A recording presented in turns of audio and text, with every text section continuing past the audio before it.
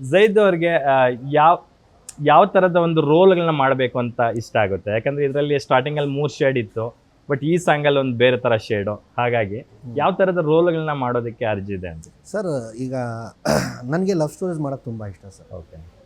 ನಾನಿರೋ ಪರ್ಸ್ನಾಲಿಟಿಗೆ ನನ್ನ ಚಾಯ್ಸ್, ಈಗ ನೀವು ಹೇಳಿದ್ರಲ್ಲ ಕ್ಲಾಸಿಕ್ ಸಾಂಗ್ಸ್ ಅಂತ ಹೇಳಿ, ಸೊ ನಂದು ಸಿನಿಮಾ ನಾವು ಮಾಡಿದಾಗ ಪ್ಲಸ್ ನಾವು ಹಾಡುಗಳು ಕ್ರಿಯೇಟ್ ಮಾಡಿದಾಗ ನನ್ನ ತಲೆಯಲ್ಲಿ ಒಂದೇ ಇತ್ತು, ಮೆಲಡಿ ಸಾಂಗ್ಸ್ ಇರಬೇಕು. ಅಂದರೆ ಇವತ್ತು ಜನ್ರೇಷನ್ ಆ 90s ಹಾಡುಗಳು ತುಂಬ ಮಿಸ್ ಮಾಡ್ಕೊತಿದ್ದಾರೆ ಇವಾಗ. ಆ ಮೆಲೋಡಿ ಆಗ್ಬೋದು, ಏನಕ್ಕಂದರೆ ಇವತ್ತು ಯಾವುದೇ ಹಾಡು ನೀವು ನೋಡಿ ಟಪಂಗಿಚ್ಚಿ ಡ್ಯಾನ್ಸ್ ಮಾಡೋದು ಹಾಡು ಇಲ್ಲ ಅಂದರೆ ನಿಮಗೆ ಎಣ್ಣೆ ಮೇಲೆ ಅದ್ರ ಮೇಲೆ ಇದ್ರ ಮೇಲೆ ಹಾಡುಗಳು ಇದೆ. ಈ ಥರ ಹಾಡುಗಳು ಸ್ಲೋ ಪೊಸಿಷನ್ ಹಾಡುಗಳು, ಕಾರ್ ಓಡಿಸ್ಕೊಂಡು ಹೋಗ್ತಿರುವಾಗ ಆಗ್ಬೋದು, ಒಬ್ಬರೇ ಇದ್ದಾಗ ಆಗ್ಬೋದು, ಎಣ್ಣೆ ಹಾಕ್ತಿರುವಾಗ ಆಗ್ಬೋದು, ಯಾವಾಗಲೂ ಎನಿ ಟೈಮ್ ಯಾವುದೇ ಸಂದರ್ಭ ಆಗ್ಬೋದು. So my main concentration was songs. So ನನಗೆ ಸ್ವಲ್ಪ ಲವ್ ಸ್ಟೋರೀಸ್ ಸ್ವಲ್ಪ ಮಾಡೋಕ್ಕೆ ಇಷ್ಟ, ಕಮರ್ಷಿಯಲ್ ಲವ್ ಸ್ಟೋರೀಸ್, ಆ ಥರ ಫ್ಯಾಮಿಲಿ ಎಂಟರ್ಟೈನ್ಮೆಂಟ್, ಈ ಥರ ಸಬ್ಜೆಕ್ಟ್ಗಳು ಮಾಡೋಕ್ಕೆ ಇಷ್ಟ. ಎಸ್ಪೆಷಲಿ ಈ ಕಲ್ಟ್ ಸಿನಿಮಾದ ರೋಲ್ಗೋಸ್ಕರ ಯಾರನ್ನಾದ್ರೂ ರೆಫರೆನ್ಸ್ ತಗೊಂಡಿದ್ದುಂಟಾ ಈ ಥರ ಮಾಡಬೇಕು ಅಂತ? ಒಂದಷ್ಟು ಸಿನಿಮಾಗಳ ಶೇಡ್ಸ್ ನಮ್ಗೆ ಕಾಣುತ್ತೆ. I think animal sir. Yeah. Arjun Reddy. Arjun ರೆಡ್ಡಿನೂ ಹೇಳ್ಬೋದು. ಸಯ್ಯಾರ ಒಂದು ಬಂತು, ಅದು ಒಂದು ಸಣ್ಣ, ಅದೇ ಒಂದು ಎಳೆ ಕಾಣಿಸುತ್ತೆ ನಮಗೆ, ಶಾಡೋ ಕಾಣಿಸುತ್ತೆ. ಇಲ್ಲ ಸರ್, ಅದು ಬೇರೆ, that is completely different. Okay. ಅವ್ನು ಒಂದು ಕ್ಯಾರೆಕ್ಟರ್, ನಂದು ಇಲ್ಲಿ 3 ಕ್ಯಾರೆಕ್ಟರ್ಗಳಿದೆ. ಫಸ್ಟ್ ಸಿನಿಮಾ ಆಯಿತು, ಒಂದು ಗ್ಯಾಪ್ ತಗೊಂಡ್ರಿ.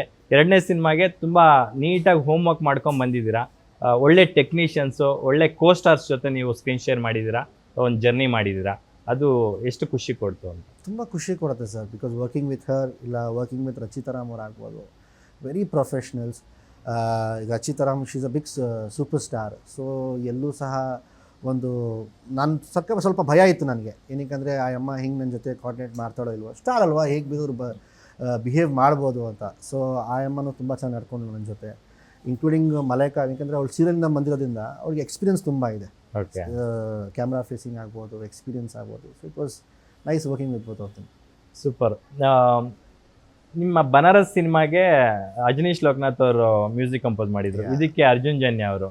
ಇಬ್ರು ಈಗ ಒಳ್ಳೊಳ್ಳೆ ಸಾಂಗ್ಸ್ ಮಾಡ್ತಾ ಇದ್ದಾರೆ, ಲೀಡಿಂಗ್ ಅವರಿಬ್ರು.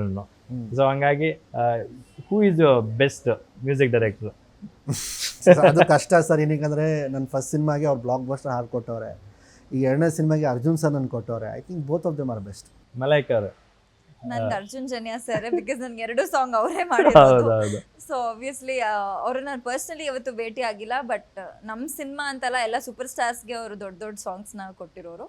ಸೊ ಅವು ಒಂದು ಹೇಳ್ಬೇಕಂದ್ರೆ ಒಂದು ಅಪ್ಕಮಿಂಗ್ ಆರ್ಟಿಸ್ಟ್ಗೆ ಒಂದು KVN ಪ್ರೆಸೆಂಟ್ ಮಾಡ್ತಾ ಇರೋದು, ಆಮೇಲೆ ಒಂದು ಒಳ್ಳೆ ಬಜೆಟ್ ಸಿನಿಮಾ, ಕ್ವಾಲಿಟಿ ತೋರಿಸ್ತಾ ಇದ್ದಾರೆ, ಒಳ್ಳೆ ಡೈರೆಕ್ಷನ್ನು. ಆಮೇಲೆ ಅನಿಲ್ ಸರ್ ಜೊತೆ ಕೆಲಸ ಮಾಡುವಾಗ ಅವ್ರಿಗೆ ನನ್ನ ಪ್ಲಸ್ ಮೈನಸ್ ಗೊತ್ತಿತ್ತು. ಉಪಾಧ್ಯಕ್ಷದಲ್ಲಿ ಕೆಲಸ ಮಾಡಿ ನಾನು ಹೇಗೆ ಕಾಣಿಸ್ತೀನಿ, ನನ್ನ ಕೈಲಿ ಏನಾಗುತ್ತೆ ಏನಾಗಲ್ಲ ಅನ್ನೋ ಪ್ಲಸ್ ಮೈನಸ್ ಅವ್ರಿಗೆ ಗೊತ್ತು. ನನಗೊಂದು ಕಂಫರ್ಟ್ ಝೋನ್ ಇತ್ತು ಅವ್ರ ಜೊತೆ ಕೆಲಸ ಮಾಡುವಾಗ. ಅದ್ರ ಮೇಲೆ ಒಂದು ಒಳ್ಳೆ ಮ್ಯೂಸಿಕ್, ಒಂದು ಹೀರೋಯಿನ್ಗೆ ಇದೆಷ್ಟೆಲ್ಲ ತುಂಬ ಇಂಪಾರ್ಟೆಂಟ್ ಆಗುತ್ತೆ. I think I am grateful for it. ನನಗೆ ತಿಳಿದಂಗೆ ಮಲೈಕಾ ಅವರು ಹುಟ್ಟಿ ಬೆಳೆದಿದ್ದೆಲ್ಲ ಸಿಟಿನೇ, ದಾವಣಗೆರೆ ಸಿಟಿ. ಅದೇ ಸಿಟಿನೇ. ಸೊ ಹಳ್ಳಿ ಹುಡುಗಿ ಥರನೇ ಪದೇ ಪದೇ ಪೋರ್ಟ್ರೇ ಮಾಡ್ತಾ ಇದ್ದಾರೆ. ಸೊ ಅವೇ ನಿಮ್ಮಗಳನ್ನ ಹುಡುಕಿ ಬರ್ತಿದ್ದಾವ ಹೇಗೆ ಅಂತ? ಅದೇ ಸರ್, ಇವಾಗ ಹಳ್ಳಿ ಹುಡುಗಿ ಅಂತ ನೀವು ಹೇಳ್ತಾ ಇದ್ದೀರಾ, ಬಟ್ ಆಮೇಲೆ ಮುಂದೆ ಇಂಟರ್ವ್ಯೂ ಮಾಡುವಾಗ ಮೋಸ್ಟ್ಲಿ ಇಲ್ಲ ಟ್ರೇಲರ್ ನನ್ನ ಡಿಸಿಷನ್ ಚೇಂಜ್ ಮಾಡ್ಕೊಂತೀನಿ. ಮೋಸ್ಟ್ಲಿ ಅಂದ್ರೆ ಸೀರಿಯಲ್ ಮಾಡ್ಕೊಂಡು ಬಂದಿರೋದ್ರಿಂದ ಅದೊಂದು ಮುದ್ದು ಹುಡುಗಿ, ನಮ್ಮ ಮನೆ ಪಕ್ಕದ ಹುಡುಗಿ ತರ ಕಾಣಿಸ್ತಾರೆ ಅಂತ ಅನ್ಸುತ್ತೆ, ವಿಚ್ ಇಸ್ ಟ್ರೂ ಆಲ್ಸೋ. ನಾನು ಹಾಗೆ ಕಾಣಿಸೋದು, ಬಟ್ ಸಿನಿಮಾದಲ್ಲಿ ಬೇರೆ ಪರ್ಸನಾಲಿಟಿನ ತೋರಿಸಿದ್ದಾರೆ. ನನ್ನ ರಿಯಲ್ ಲೈಫ್ ಪರ್ಸನಾಲಿಟಿಗೆ ಆಪೋಸಿಟ್ ಇರೋದು. ಐ ಥಿಂಕ್ ಅದಕ್ಕೆ ನಾನು ಅನಿಲ್ ಸರ್ಗೆ ಹೇಳ್ಬೇಕು, ನಾನು ಅವ್ರಿಗೆ ಹೇಳಿದ್ ಒಂದೇ, ನಿಮಗೆ ಅನ್ಸುತ್ತಾ ನಾನು ಇದನ್ನ ಪಾತ್ರ ಮಾಡೋಕ್ಕಾಗತ್ತೆ ಅಂದರೆ ನಾನು ರೆಡಿ ಸರ್, ನಾನು ಈ ಪಾತ್ರ ಮಾಡೋಕ್ಕೆ. He was very confident. Then Zaid ಅವರೇ, ಈ cinema not only this cinema, ಯಾವುದೇ ಒಂದು ಸಿನಿಮಾ ಮಾಡಬೇಕಾದ್ರೆ ಅಪ್ಸ್ ಆ್ಯಂಡ್ ಡೌನ್ಸ್ ಇದ್ದೇ ಇರುತ್ತೆ. ಸಣ್ಣ ಪುಟ್ಟ ಕಾಂಟ್ರವರ್ಸಿಗಳು ಅವು ಇವು ಹಾಗೇ ಆಗುತ್ತೆ. ಸೊ ಈ ಸಿನಿಮಾ ಶೂಟಿಂಗ್ ಟೈಮಲ್ಲೂ ಒಂದು 2-3 ಇನ್ಸಿಡೆಂಟ್ಗಳಾಯಿತು. ಒಂದು ಶೂಟಿಂಗ್ ಪರ್ಮಿಷನ್ ತಗೊಳ್ಳದೆ ಅರಣ್ಯ ಪ್ರದೇಶದಲ್ಲಿ ಶೂಟಿಂಗ್ ಮಾಡಿದ್ದಾರೆ ಅಂತ ಒಂದು ಚರ್ಚೆ ಆಯಿತು. ಸೊ ಅದ್ರ ಬಗ್ಗೆ ಆಲ್ರೆಡಿ ನೀವು ಮಾತಾಡಿದ್ದೀರಾ, ಅದ್ರ ಬಗ್ಗೆ ಹೇಳೋದಾದ್ರೆ? ಸರ್, ಎಲ್ಲ ಸಿನಿಮಾದಲ್ಲೂ ಈ ಥರ ಅಪ್ಸ್ ಆ್ಯಂಡ್ ಡೌನ್ಸ್ ಆಗೋದು ಸಹಜ ಸರ್. ನಾನೊಬ್ಬ ಮಿನಿಸ್ಟರ್ ಮಗ ಅಲ್ವಾ, ಅದಕ್ಕೆ ಇದು ದೊಡ್ಡದಾಯ್ತು ಸರ್, ಅಷ್ಟೇ, ಬೇರೆ ಏನಿಲ್ಲ. Very true. ಎಕ್ಸಾಕ್ಟ್ಲಿ, ಯಾರು ಮಾಡ್ತಾರೆ ಅನ್ನೋದು ಮ್ಯಾಟ್ರ್ ಆಗುತ್ತೆ ಅಷ್ಟೇ ಸರ್. ಸೊ ಬೇರೆ ಯಾರೋ ಒಬ್ಬ ನ್ಯೂ ಕಮರ್ ಮಾಡಿದಿದ್ರೆ ಅವರ ಆಯಿತು ಬಿಡಿ, ಓಕೆ, ಒಂದು ಸಣ್ಣ ಸುದ್ದಿ ತಗೊಳ್ಳಿ ಅನ್ನೋರು. ಬಟ್ ಜಮೀರ್ ಅವ್ರ ಮಗ ಮಾಡ್ತಿದಾರಲ್ಲ, ತಗೊಳ್ಳಿ, ದೊಡ್ಡದಾಗಿ ತಗೊಳ್ಳಿ, ಆ ಥರನೂ ಆಗುತ್ತೆ. ಅದು ಹೇಗಾಯಿತು ಅದು ಅಂತ? ಆ್ಯಕ್ಚುಲಿ ತಗೊಂಡಿದ್ರಂತೆ ನೀವು ಪರ್ಮಿಷನ್ನು, ಬಟ್ ಅದು ಲೋವರ್ ಆಫೀಸರ್ಸ್ಗೆ ಏನೋ ಹ್ಯಾಂಡ್ ಸಿಕ್ಕಿರ್ಲಿಲ್ಲ ಅಂತ ಇಲ್ಲ ಇಲ್ಲ ಸರ್, ಪರ್ಮಿಷನ್ಸ್ ಇಲ್ಲದೆ ನಾವು ಎಲ್ಲಿ ಸರ್ ಹಿಂಗೆ ಸರ್ ಹೋಗೋಕ್ಕಾಗತ್ತೆ. ಹಿಂಗಂದ್ರೆ ಪರ್ಮಿಷನ್ಸ್ ಇಲ್ಲ ಅಂದರೆ 150-200 ಜನ ಕ್ರೂ ಇರುತ್ತೆ. ಅವ್ರಿಗೆ ಫುಡ್ಡು, ಟ್ರಾವೆಲು, ಸ್ಟೇ, ಈಗ ದಿನಕ್ಕೆ ಮಿನಿಮಮ್ ಅಂದ್ರೂ ಒಂದು 5 lakhs ಅಂತೂ ಖರ್ಚು ಬಂದೇ ಬರುತ್ತಲ್ಲ ಸರ್.